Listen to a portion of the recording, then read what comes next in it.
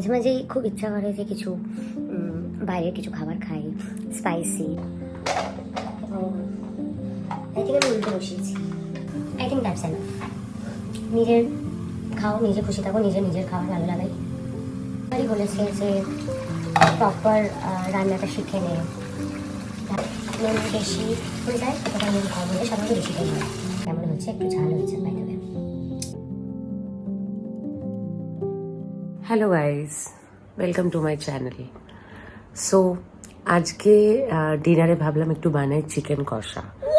So মাঝে মাঝেই খুব ইচ্ছা করে যে কিছু বাইরের কিছু খাবার খাই, স্পাইসি, বাট সেটা হয়ে ওঠে না। বিকজ যে প্রফেশনে আছি সেই প্রফেশনে দাঁড়িয়ে রোজ রোজ এরকম বাইরের জাতীয় খাবার খাওয়া যায় না। ওয়েট লুজ করতে হয়, ওয়েট মেনটেন করতে হয়। সো তাই জন্য আজকে ভাবলাম একটু চিকেন এনে বাড়িতেই একটু একদম নর্মালভাবে একটু বানাই এবং সেটা আপনাদের সাথে শেয়ার করি। সো চলো, লেটস মেক সাম চিকেন কষা। তো প্রথমে পেঁয়াজগুলোকে একদম ছোট ছোট করে কেটে নেব।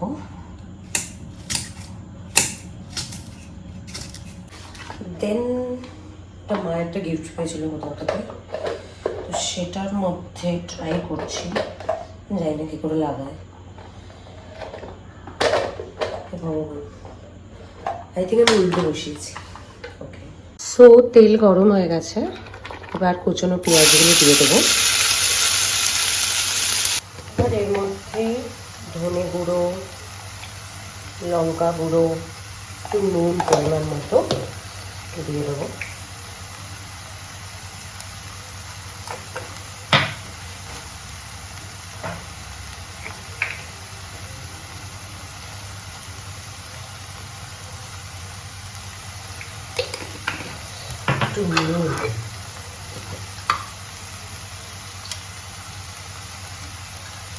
মাংস আমি অলরেডি ম্যারিনেট করে রেখেছি নুন, তাই জন্য আমি বেশি দিলাম না, এরপরে দরকার হলে দেবো।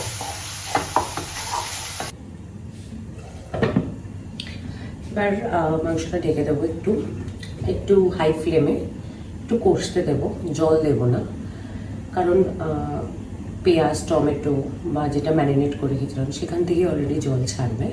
তো আগে একটু জল ছেড়ে একটু টান টান করবো, তারপর যদি প্রয়োজন হয় সেদ্ধর জন্য তখন একটু জল দেবো। দেখুন মাংস থেকে, মশলা থেকে জল ছেড়ে গেছে, অনেকটাই জল ছেড়েছে। তো আর একটু জল ছাড়তে দেবো। ওপর দিয়ে একটুখানি চিকেন কারি মশলা দিয়ে দেবো, যাতে একটু টেস্টটা ভালো হয়ে যায়। কারণ মশলা বাটি বা সেভাবে স্পাইসি কিছুই করিনি, তো একটু যাতে ভালো হয়ে যায় ব্যাপারটা আরও, তার জন্য।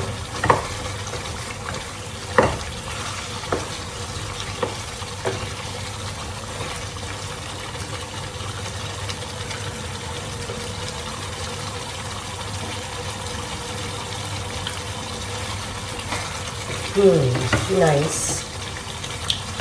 একটুখানি নুন দিতে হবে, কারণ আমরা প্রথমেই বলেছিলাম আমি নুনটা আমি কম দিয়েছিলাম, বিকজ ম্যারিনেটের ওখানে আমি নুন দিয়েছিলাম, তাই জন্য নুনটা একটু কম দিয়েছিলাম। নুনটা একটু হবে,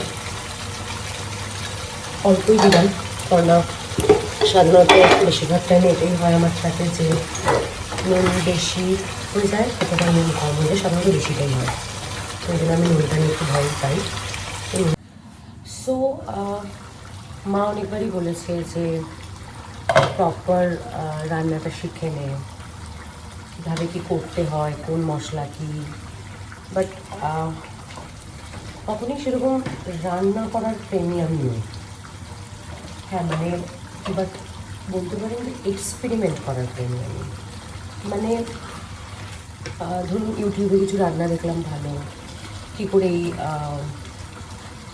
আলুর এই বড়াটা বা ব্রেড পকোড়া বা বাড়িতেই কী করে পিৎজা বানানো যায় বা এই ধরনের চাটার পাটার জিনিস বানানো যায়, সেগুলো আমি খুব ভালোবাসি বানাতে বেসিক্যালি। তো তার জন্য আমি যতটুকু নলেজ রাখি যে কোন মশলা কিসে ইউজ করতে হয় বা কীভাবে কী করতে হয়। যেরকম মাংস আমি ভীষণ মাংসপ্রেমী মানুষ। মাছ, বাঙালি হয়ে মাছ অতটা খেতে ভালোবাসি না যতটা মাংস। তো বিভিন্ন ধরনের মাংস, মানে হোয়াইট চিকেন হোক বা চিকেন কারি নর্মাল বা চিকেন কষা, একটু লাল লাল, একটু ওরকম স্পাইসি, সব ধরনের মাংস এক্সপেরিমেন্ট করা, সেগুলো এনে বা কাবাব বানানো, এগুলো আমি ভালোবাসি। So I think that's enough. নিজের খাও, নিজে খুশি থাকো, নিজের খাবার ভালো লাগাই। থিঙ্ক ভালোই হয়েছে ব্যাপারটা, তো বেশি না টানিয়ে এবার নামিয়ে দিই।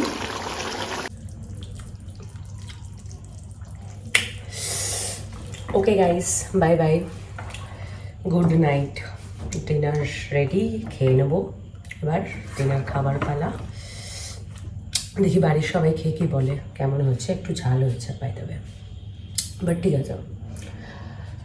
সো আবার দেখা হবে। Good night, by.